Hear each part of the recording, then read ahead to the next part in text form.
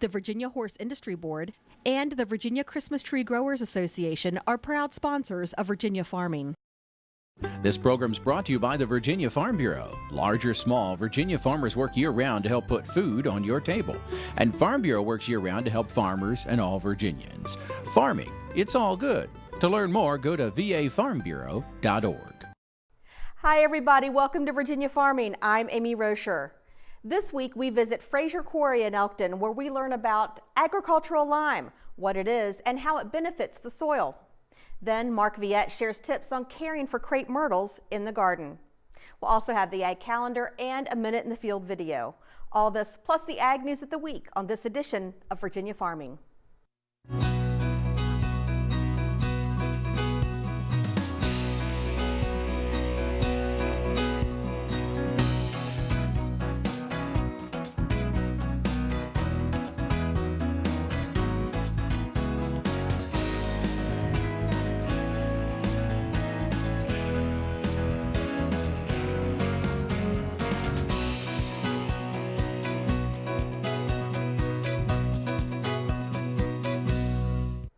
The USDA recently announced that avian influenza has been confirmed in 2 wild birds in Kentucky. This is the 18th state where avian flu has been confirmed this spring. Kentucky is the easternmost state to report the virus, where federal officials say both a goose and a duck were found dead. The outbreak of avian flu has devastated the Minnesota commercial turkey industry, where the National Guard has been called in to help destroy more than 3 million turkeys.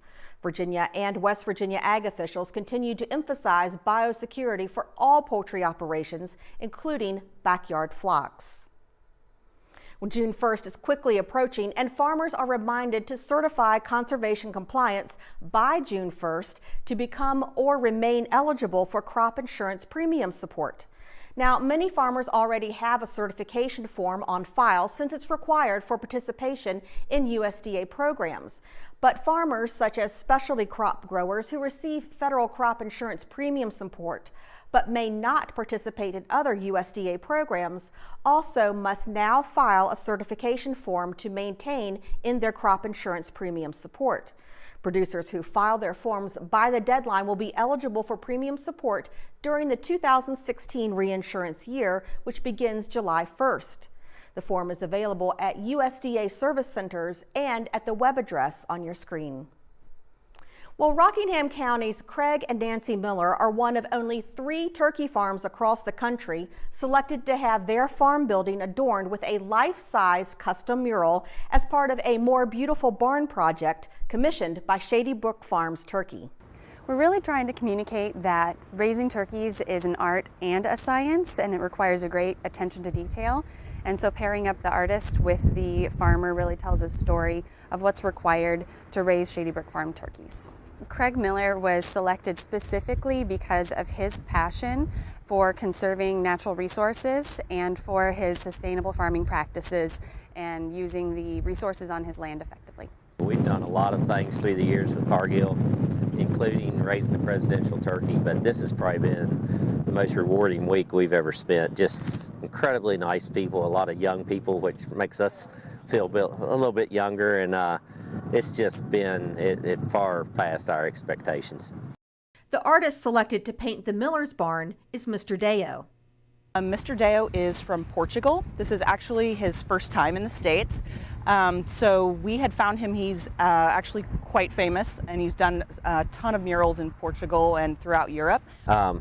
We live obviously in a very conservative community. I wanted it to be tasteful, and when we spoke with Mr. Deo on a conference call, we explained to him the area we live in and you know, kind of what we wanted. The idea he came up with, I would have never in a million years figured that out. The mural is quite sizable and very detailed, especially when you consider Mr. Deo's medium is spray paint. When you think that he gets up there and he freehands literally his hand and the egg all with a can of paint, it's astonishing. Astonishing, to say the least. While Mr. Deo was selected to create the Miller's mural, different artists were selected to create the murals in Texas and Missouri. Each of the families has a unique story to tell, and each of the artists has a unique ability to capture that story. So we have selected artists that pair up well with each of the farmers to communicate that story and really bring it to life in a mural and in a piece of art on their barn. And in Rockingham County, nature's not a place to visit, it is home. In other parts of the Commonwealth, Governor Terry McAuliffe announced that Andros Foods North America, a subsidiary of France-based Andros Food Products and a leader in fruit processing, will invest $73 million in the next 3 years to expand its operation in Shenandoah County. The company will add production and warehouse space and equipment to increase apple processing capacity for pouch products, as well as process additional fruits. Virginia successfully competed against other states for the project, which will create 160 new jobs.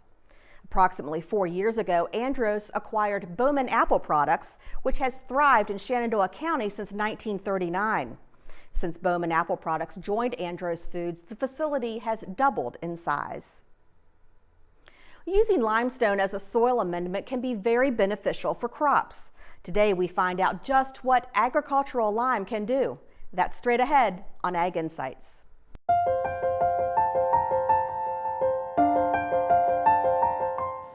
Today we're in Elkton, Virginia, and we're visiting Frazier Quarry. I'm joined by Rob Frazier. Rob, thank you so much for having us out here today. Thank you, Amy. Appreciate it. Well, the main reason we came to this Elkton location is because it's very rich in limestone. And limestone is what you use to make Aglime. Yes, ma'am. Yep. Something a lot of farmers rely on and a lot of farmers swear by it. What is Aglime?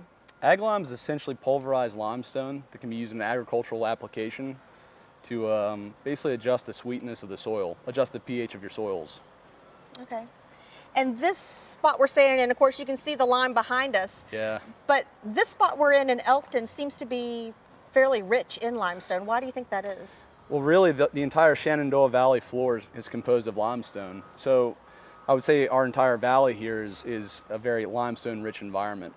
Specifically here at our Elkton plant, we have a more dolomitic limestone, which is a higher magnesium content. Okay. And we're actually in a different formation of limestone than we're at several other locations, which allows for that differentiation in between the magnesium and calcium makeup. Okay. So with that in mind, why is Aglime good for the soil? What does it do for the soil that makes it beneficial? Really, you're adjusting the pH of the soil to allow for your crops to have more access to the nutrients that are already there, whether it's the potassium or the nitrogen or other nutrients that are already pre-existing in the soil. We try to shoot to keep our soil between 6.8 and 7 on a pH scale. And oftentimes when we're over-treating our soil with different fertilizers, you're adjusting that pH and it's dropping down, but low 6s, high 5s, sometimes as low as the high 4s. And by applying your Aglime to the soil, you're adjusting that pH, bringing it closer to 7, which is neutral.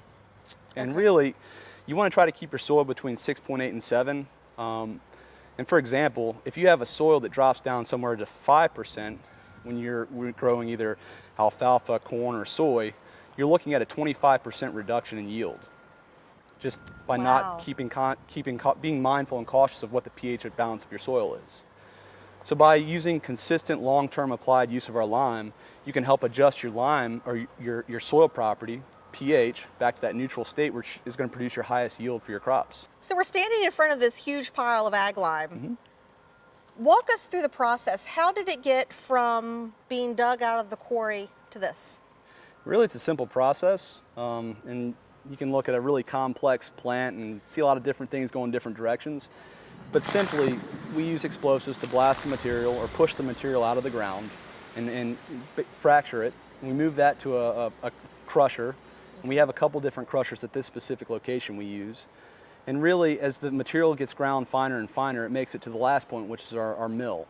And we have a Bradley pulverizer mill here.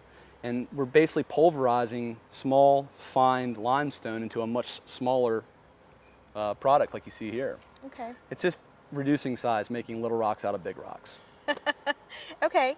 Now, we see this here, and I see all these huge dump trucks around. Yeah. Does this end up in a bag? Does it end up in the back of the truck? How does it leave this facility? No, we don't bag our product right now. customers come, they bring their trucks, or they buy it through a wholesaler that's already picked it up here. But primarily, dump trucks come, gets loaded with the material goes to market, goes to the customer where they need it. Now, you're certainly not the only quarry around who sells lime. Right. Is there something about your all's lime that might be different than other quarries or what we might find across the state? That's a good question. There's lots of different quarries all across the state and across the nation. And really, here in the state of Virginia, we rely on the Virginia Department of Agriculture and Consumer Services specs. You know, and basically each state can specify how the lime is to be composed. So we pride ourselves on making high quality lime because we have such a high percentage that passes through those specifications that we get from the state. Additionally, we take in and try to work with our consumer or our customer to adjust whatever they need in order to allow for a more efficient application and a long-term relationship to be developed. Okay. Well, you talk about long-term relationship, and that seems to be the key for lime, because it's an amendment that goes into the soil. It's not necessarily fertilizer you're gonna see instantaneous results from. How long does the lime application last? There's a lot of science behind it, and when you're looking at lime, there's basically a factor that we use called the effective neutralizing value of that lime. And if you have a product that is more coarse, which is a lot larger than, say, a lot finer material like you see behind us, that lime takes a lot longer to break down in the soil. So if a customer is buying lime that is really, really coarse, because it's easy for them to spread and it doesn't, doesn't create all that nuisance dust that we see sometimes, really they're hurting themselves. They think that they're investing into their product or their field, their infrastructure, but really they're just handicapping themselves. It takes longer for that lime to break down. Okay. So really you have to find the sweet spot between making sure that your lime is as fine as can be as possible based on the state's specs and guidelines, but also has a moisture content that allows you to spread that, and so you reduce that amount of nuisance dust or really investment that might blow away with the wind. And we try to keep our moisture content right at about 5% here. Which allows for us to have a much finer lime, but with that moisture content doesn't create all the nuisance dust that would be blown away by the wind when you're spreading it. So this finer lime, like what we're standing on, is really the best. And is it about the same price as the bigger chunks? In a lot of situations, yes. What we've seen is across the state, prices do fluctuate and vary depending on what, if you're buying it retail or if you're buying it wholesale, etc. But by and large, prices are the same. A lot of different manufacturers, a lot of producers' specifications will change and be different. That's where your variable is. Okay. So what we strive to do is create a consistent product, and we do that through many different processes. We're constantly testing and evaluating our product to make sure that we are staying within those specifications like we advertise. When we look at it, it's really about making sure that our customer in the application of lime or Aglime, they're getting the best return on investment for the money they're paying for their product. Okay. And that return on investment when you're using something this fine will happen a lot quicker. Yes, ma'am. Really, if you're looking at a coarser material and a finer material, a good example would be if you have a coarse material that's relatively the size of a bead of rice. That bead of rice made up of Aglime, of limestone, can take between 3 to 5 years to break down the soil and have the effect that you're looking for. Okay. The finer material takes about 2 to 3 months, sometimes on upward of 5 months, to actually have that break down in the soil and help adjust the pH of that soil back to a state where you need it. So this fine Aglime, how is it spread? Do they spread it, or is it incorporated in with tilling, or how is it put on the soil? For our large customers, our large volume customers, they're using ginormous spreaders on the back of trucks. For a homeowner, it could be as simple as getting a dolly with a spreader on it and just spraying it across your yard. Okay. But yes, you're spreading it to get it on the ground. There's also some more high-tech means when you're looking at variable rate application, and really you're using some technologies like GPS, maybe some drone technology to help measure the soil properties of the fields and which areas are hot spots on your field and which aren't.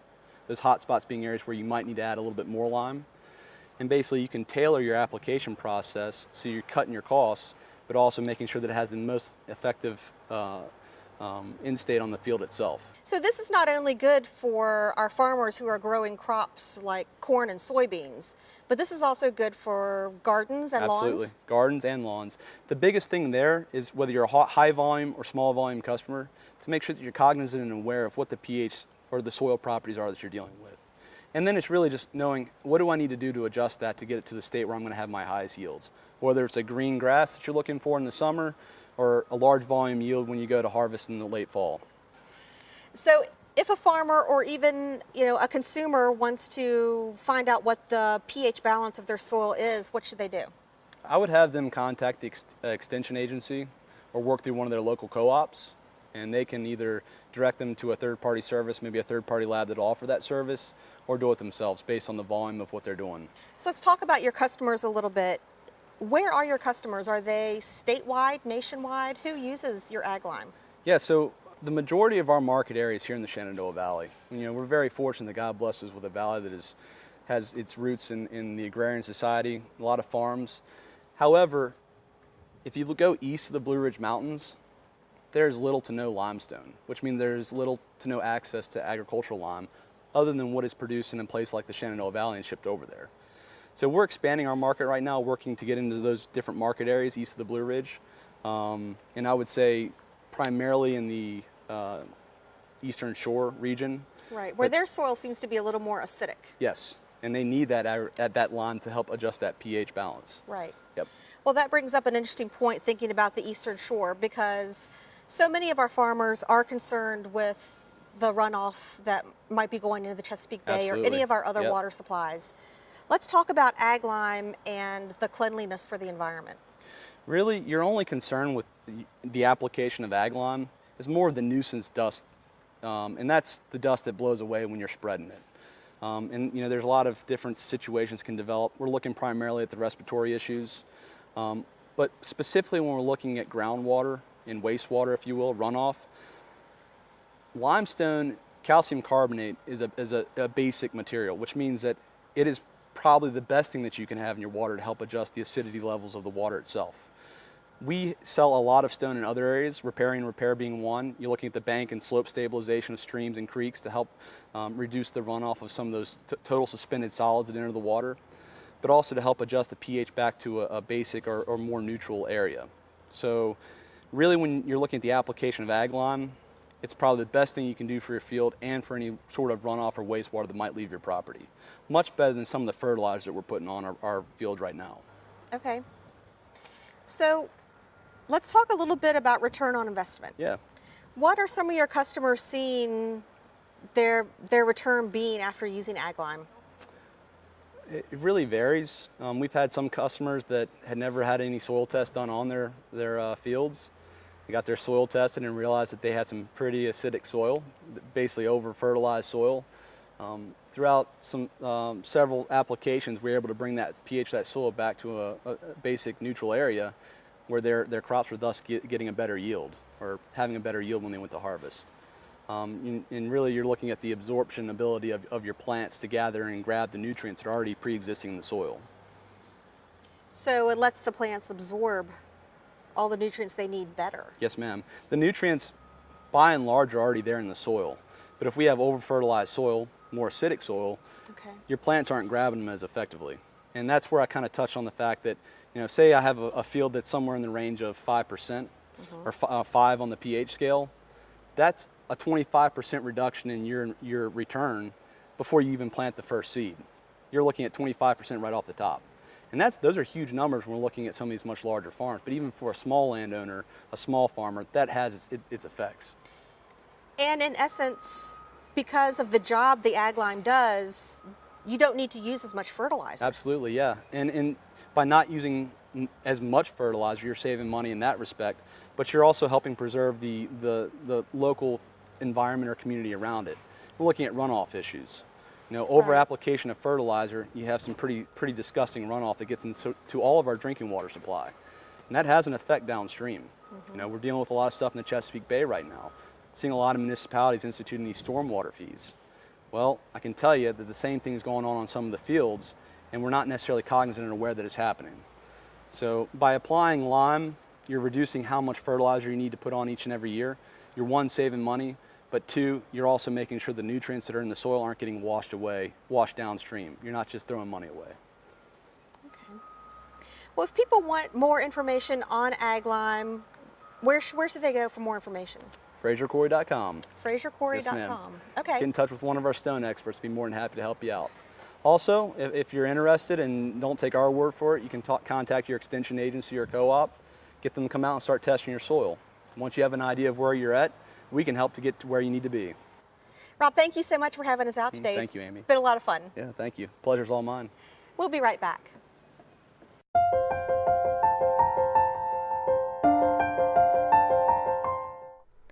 Crepe myrtles are beautiful shrubs, but in some areas they can be damaged by the weather. Today, Mark Viett shares tips on pruning crepe myrtles when we go in the garden. Crepe myrtle can grow anywhere from 1.5 feet in height, and they'll stay that height, or they can grow up to 40 or 50 feet even taller. So, you know, there's like 6 classifications. There's dwarf or super dwarf, dwarf, medium, medium tall height, and you can look that up online. You get all the different classifications. The type of crepe myrtle I'd like to talk about today is the more shrub growth crepe myrtle. And this is a crepe myrtle that will grow anywhere from 5 to maybe 10 feet tall, and that is its perfect size.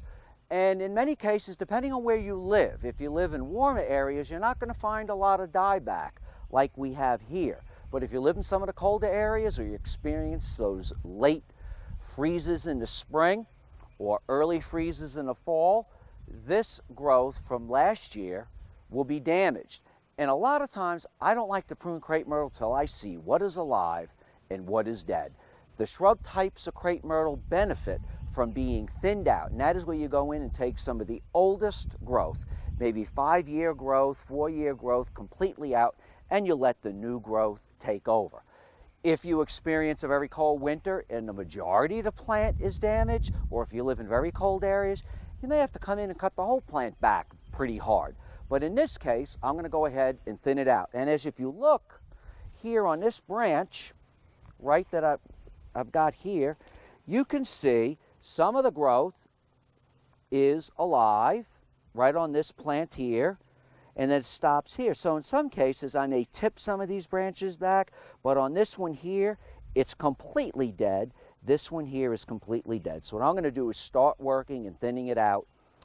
You know, I only like to take about, 1 or 2 out of every 5 branches to thin it out, and you'll really get a lot of great exercise. So this puts you on your knees. You really got to get hard at it and working, and you'll have your exercise for the whole week. This whole stem you see here is dyed back all the way to the base. So I'm going to cut it about 3 inches above the soil level. So I'm going to remove this branch, just like this, take it away. This one here is completely dead. So I'm going to come in here, and you can see years ago where we had to prune it in the past. So I'm going to come and take this one out. This one has growth to here, so I'm not going to cut it all the way back, but I might come right in here. When it comes to this one here, what I'm going to do is hold it, and then there it is there, okay? And prune that one there. And then this one, I'm just going to prune this tip. So really, I'm thinning it out, and this is going to bloom probably quite a while this summer. And it may bloom as late as September and even into October. Since I'm pruning it in midsummer, it will bloom a little later. In about 5 minutes, I've gotten a little bit of a workout, but look at all the dead. And not only that, I thinned this out. So a lot more air can go through this plant, gets a lot more sun, and therefore better blooming for the shrub-sized crepe myrtles in the garden. Remember, there are probably 50 different types of shrub crepe myrtles alone that you can use to get that wonderful long summer color. I'm Mark Viett. Join me next time in the garden. Taking a look at the ag calendar, the Memorial Day Horse Fair and Auction will be held May 25th at the Rockingham County Fairgrounds. Equine enthusiasts will enjoy this annual event featuring horses, ponies, miniature horses, tack, and more. The auction begins at 11 a.m. That does it for our show. Thanks so much for watching and have a great week. I'm Amy Rocher for Virginia Farming.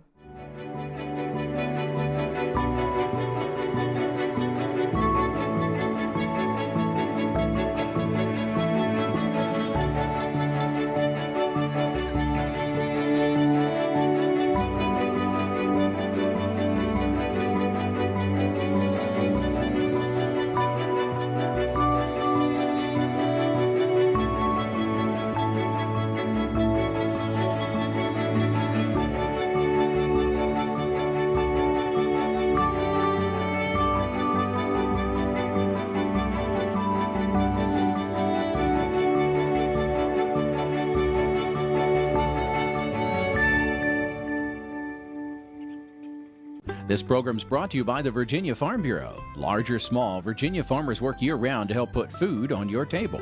And Farm Bureau works year-round to help farmers and all Virginians. Farming, it's all good. To learn more, go to vafarmbureau.org.